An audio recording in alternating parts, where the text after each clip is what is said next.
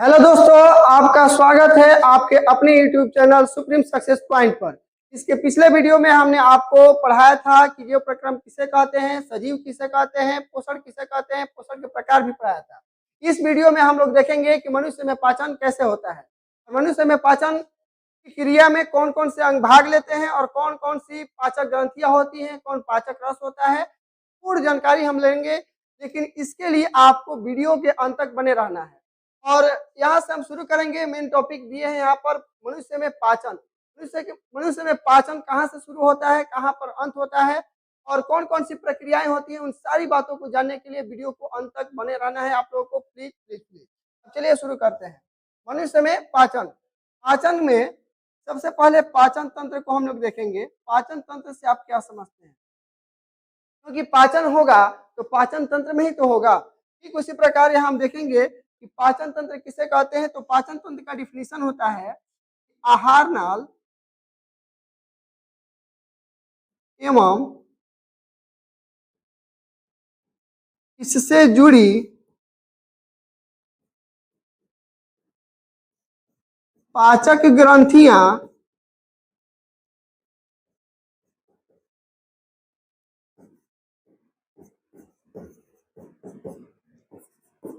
तथा पाचन क्रिया मिलकर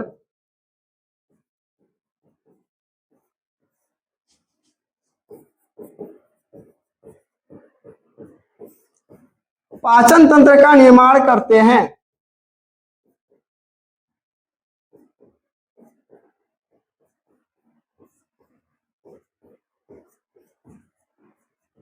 और इसमें आप देखिए सबसे पहले दिया है, इसका नाम क्या है? आहार नाल। आहार नाल से आप क्या समझते हैं? तो हम बता रहे हैं आहार नाल का मतलब क्या होता है। आहार नाल में दो वर्ड है। आहार नाल यानी कि आहार का मतलब होता है भोजन और नाल का मतलब होता है नली, पाइप। सिंपल बात। यानी कि हमारे मुंह से भोजन हमारे पेट से होते हुए छोटी आंत तक ऐसे ही पहुंचता है और भोजन का क्या होता है? पाचन होता है। हम लोग आहार नाल से तो समझ गए कि आहार की नली, भोजन की नली। और आहार नाल शुरू कहाँ से होता है? तो हमारे मुंह गुहा से। मुंह गुहा ऊपरी और निचले जबड़े के बीच में अवस्थित होता है। जैसे यहाँ पर आप लोगों को दिख रहा होगा, ये है ऊपरा जबड़ा, ये है निचला जबड़ा और बीच में हिस्सा दिख रहा है, उसी को हम लोग कहते हैं मुंह गुहा। अब यहाँ से थोड़ा सा हम लोग आगे बढ़ेंगे तो मुंह गुहा के अंदर दो चीज पाई जाती है। एक का नाम होता है दांत और एक का नाम होता है जीभ। दांत और जीभ को हम लोग अगले स्लाइड में पढ़ेंगे, लेकिन उससे पहले हम लोग ये जान लेते हैं। ये एक दो क्वेश्चन पूछता है, आहार नाल की लंबाई बताइए और आहार नाल में सबसे लंबी जो ग्रंथि है उसका नाम क्या है, सबसे बड़ी ग्रंथि है उसका क्या नाम है, आहार नाल कहाँ से कहाँ तक होता है। सारी बातों को हम लोग देख लेते हैं, फिर आगे बढ़ेंगे। सबसे पहली बात ये कि आहार नाल की लंबाई। आहार नाल की लंबाई होती है 8 से 10 मीटर। अगर कोई फीट में पूछ देगा तो हम फीट में बता देंगे कि 32 फीट। अच्छा, इसके अलावा अगर हमसे कोई पूछ दे कि आहार नाल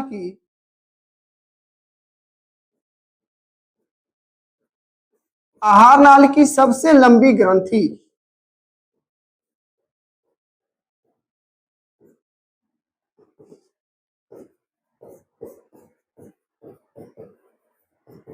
आहार नाल की सबसे लंबी ग्रंथि का नाम है छोटी आंत, जिसकी लंबाई लगभग 6 मीटर होती है। इसके अलावा एक और क्वेश्चन हम देखते हैं।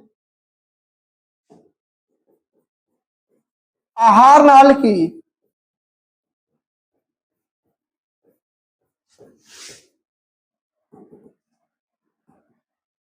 आहार नाल का सबसे बड़ी ग्रंथि। तो आहार नाल की सबसे बड़ी ग्रंथि को कहते हैं यकृत, जिसे हम लोग लीवर भी कहते हैं। और इसका वजन होता है यकृत का वजन लगभग 1.5 kg होता है।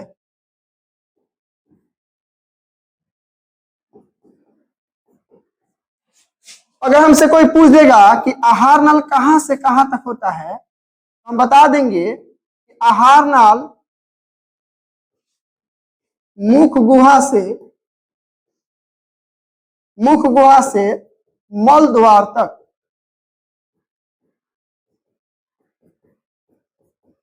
होता है। जैसा कि मैंने अभी आपको बताया कि आहार नाल मुख गुहा से शुरू होकर के मल द्वार तक खत्म होता है। यहाँ हमारे हमारे शरीर में मुख गुहा ये है और ये शुरू होता है वहां से लेकर के और अंत में यहाँ तक खत्म होता है। यहाँ से हमारे शरीर में अवशिष्ट पदार्थ मल के रूप में बाहर निकल जाते हैं, वहां तक ये आहार नल फैला होता है। और आहार नल की लंबाई मैंने अभी बताया आपको कि आहार नल की लंबाई होती है 32 फीट। और इसके अलावा अगर कोई हमसे मीटर में पूछ देगा तो 8 से 10 मीटर। अब आगे हम लोग बढ़ते हैं। इसमें अगला टॉपिक हम लोगों को पढ़ना है मुख गुहा। मुख गुहा क्या है? तो हमारे ऊपरी और निचले जबड़े के बीच में, जैसे यहाँ पर ध्यान से देखिए, ये ऊपरा जबड़ा है और ये निचला जबड़ा है। ऊपरे और निचले जबड़े के बीच में जो हिस्सा होता है ना, इसी को हम लोग मुख गुहा कहते हैं।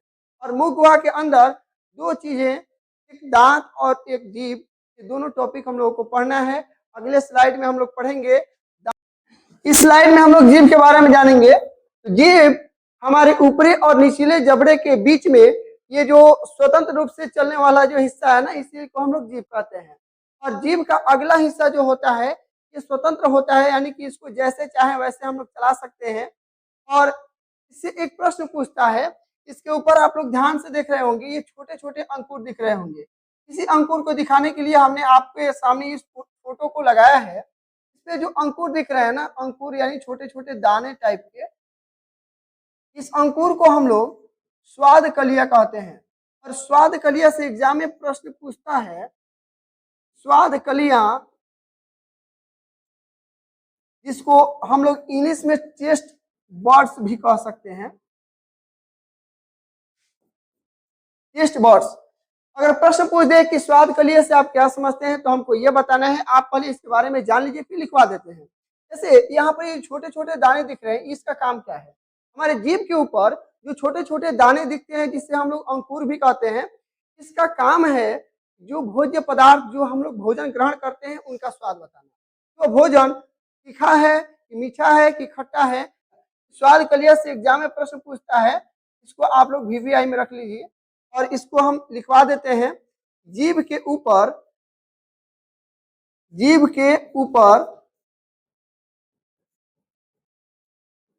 छोटे छोटे अंकुर पाए जाते हैं,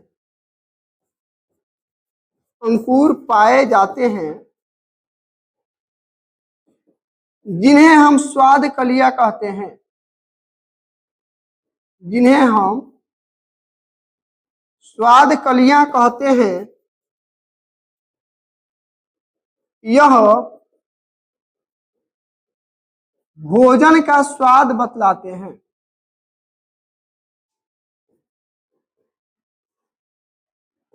स्वाद बताने का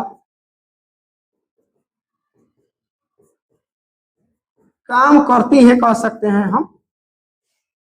ये था आपका जीभ से एक प्रश्न पूछता था और बस पूछ देता है, या किसी किसी बस पूछता है, तो हम सोचे कि इसको क्यों ना बता दें ताकि आपका प्रश्न 1 मार्क्स भी ना छूटे एग्जाम में। अब इसके बाद जो है उसका नाम है दांत।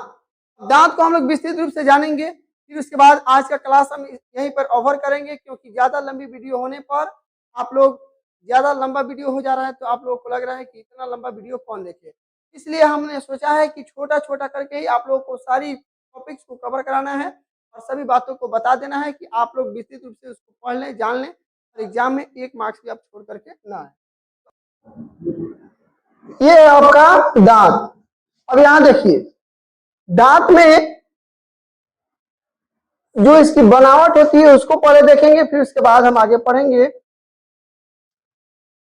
दांत का सबसे ऊपर वाला हिस्सा जो होता है इसको हम लोग कहते हैं शिखर, और बीच वाले हिस्सा को कहते हैं हम लोग ग्रीवा, और सबसे नीचे जो मसूड़ों के अंदर धंसा हुआ है उसको हम लोग कहते हैं जड़। जैसे सबसे ऊपर वाले को हिंदी में कहते हैं शिखर, इंग्लिश में कहते हैं क्राउन, और बीच वाला जो हिस्सा है इसको हम लोग इंग्लिश में कहते हैं नेक और हिंदी में कहते हैं ग्रीवा या गर्दन।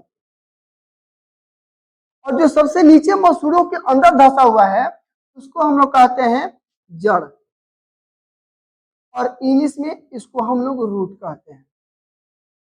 ये हो गया दांतों की संरचना कि दांत आखिर हमारे मसूड़ों में स्थित कैसे हैं। तो मसूड़ों के अंदर जो धंसा है उसको हम लोग जड़ कहेंगे। जो यहाँ पर जो दिख रहा है ना, यहाँ पर जो सामने दिख रहा है इसको हम लोग ग्रीवा या गर्दन कहेंगे और इंग्लिश में नेक कहेंगे। जो सबसे ऊपर वाला हिस्सा है जिससे हम लोग काटते हैं ना उसको हम लोग कहते हैं शिखर। इसके अलावा यहाँ पर इनामेल और डेंटाइन दो वर्ड्स है। तो ये इनामेल और डेंटाइन क्या है? तो हमारे दांतों के अंदर वाला हिस्सा जो होता है एक का रंग पीला होता है और जो ऊपर दिख रहा है ना ये सफेद रंग दिख रहा है। दांत का अंदर वाला जो भाग है, अंदर वाला जो भाग है अंदर का, ऐसे लिख देते हैं, दांत के अंदर का जो भाग है उसका नाम है डेंटाइन।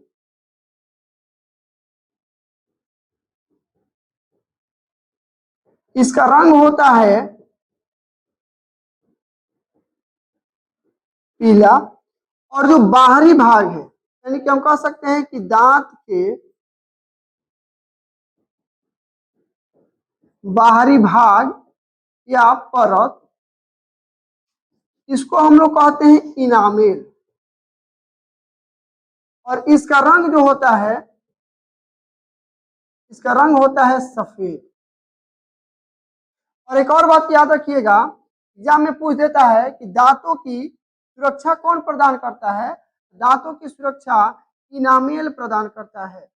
ये भी बात लिख देना है, दांतों की सुरक्षा इनामेल प्रदान करता है।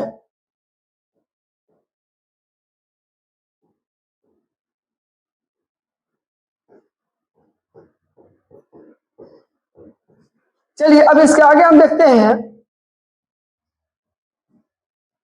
दांत के प्रकार।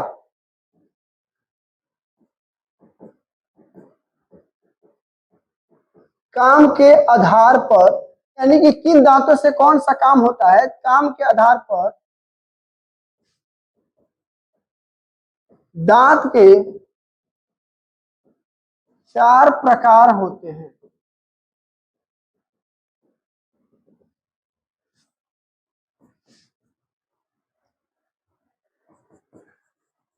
There are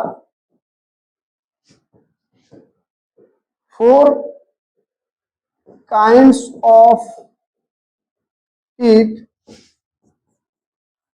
according to work। सबसे पहला का नाम है कर्तनक, जिसको हम इंग्लिश में इंसाइजर कहते हैं। और दूसरे का नाम है भेदक, जिसको इंग्लिश में केनाइन कहते हैं। और थर्ड वाले का नाम है अग्रचर्वणक,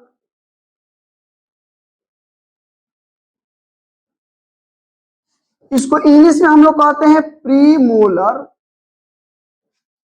और लास्ट वाले यानी कि 4 नंबर वाले का नाम है चौवनक, और इंग्लिश में इसको कहते हैं हम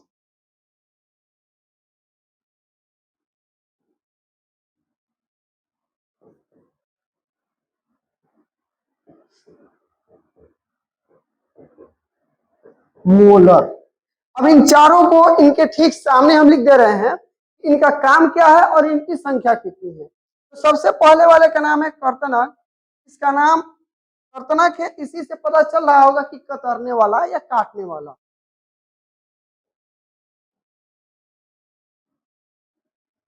यह भोजन को काटता है और इसकी संख्या हम यही लिख देते हैं, संख्या होती है इसकी 8। भेदक का काम क्या है? तो भेदक भोजन को हारता है या चीढ़ता है। और इसकी संख्या कितनी होती है? संख्या होती है 4। और इसके बाद वाला जो है थर्ड नंबर,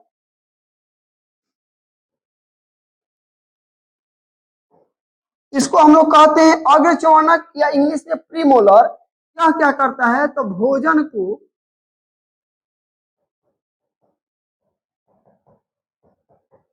चबाने का काम करता है।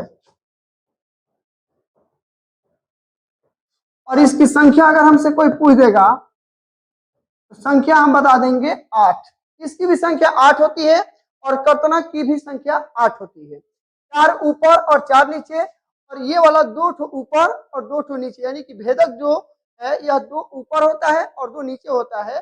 और अग्रचवर्णक जो होता है यह भोजन को चबाने का काम करता है और संख्या होता है 8। 4 ठो ऊपर और 4 ठो नीचे।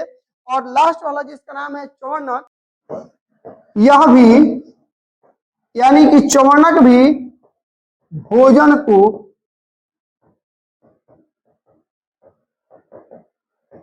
चबाने का ही काम करता है। और इसकी भी संख्या अगर हमसे कोई पूछ देगा तो हम बता देंगे इसकी संख्या कितनी होती है। इसकी संख्या होती है 12। यानी कि सबसे अधिक अगर किसी दांत की संख्या है तो वह चवर्णक की है। और चवर्णक जो है यह 12 संख्या में होती है। 6 ठो ऊपर, 3 ठो इधर और 3 ठो इधर, 6 हुआ, और 3 ठो नीचे इस साइड और इस साइड भी 3 ठो, 6 नीचे और 6 ऊपर, टोटल होता है 12। और एक बात याद रखिएगा, नोट में आप लोगों को हम लिखवा देते हैं।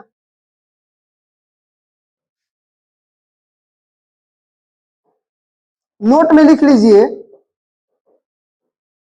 यहां जो अग्रचवर्णक है ना, यह अग्रचवर्णक बच्चों में नहीं पाया जाता। यानी जो छोटे बच्चे होते हैं उन छोटे बच्चों में नहीं पाया जाता है। और एक तो क्वेश्चन एग्जाम में पूछता है, ऑब्जेक्टिव में पूछ देता है, बताइए वयस्क मनुष्य के शरीर में दांतों की संख्या कितनी होती है। तो यहां लिख लीजिए, वयस्क मनुष्य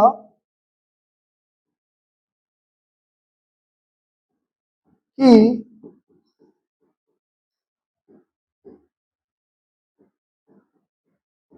दांतों की संख्या 32। एक और प्रश्न, पूरे जीवन काल में, यानी कि मनुष्य बचपन से लेकर के उसके अंतिम समय तक दांतों की संख्या कितनी होती है। तो पूरे जीवन काल में मनुष्य के दांतों की संख्या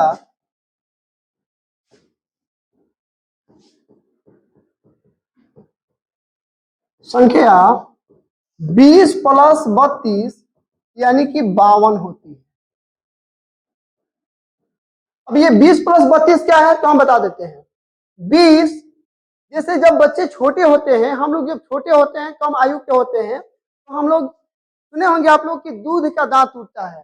तो दूध के जो दांत होते हैं वह दूध के दांत या बचपन में लगभग 20 दांत टूट जाते हैं। और ये टूट जाने के बाद फिर से पुनः ये 20 दांत नए हमारे शरीर में आते हैं। और फिर क्या होता है, ये 20 ठो और 32 से वयस्क मनुष्य के शरीर में दांत पाया ही जाता है। तो 52 ठो पूरे जीवन काल में दांतों की संख्या होती है। और इसके बाद जो भी इसमें टॉपिक बच रहा है, आगे हम और वीडियो लाएंगे जिसमें प्रयास करेंगे कि टोटल कवर कर दिया जाए। और एक बात याद रखिएगा, लंबा वीडियो देख करके इसको आप स्किप ना कीजिए, इसको बढ़िया तरह से देखिए, पढ़िए। मैंने अपना 100% दिया है, आप लोग भी अपना 100% दीजिए और इसको समझिए, पढ़िए और अपने एग्जाम में अच्छा से अच्छा मार्क्स लाइए। और आने वाले वीडियो को भी आप लोग ऐसे ही प्यार दीजिए, दुलार दीजिए जैसे आपने पिछले वीडियो को दिया है। और आप सबको तहे दिल से बहुत बहुत शुक्रिया। मिलते हैं नए एपिसोड में।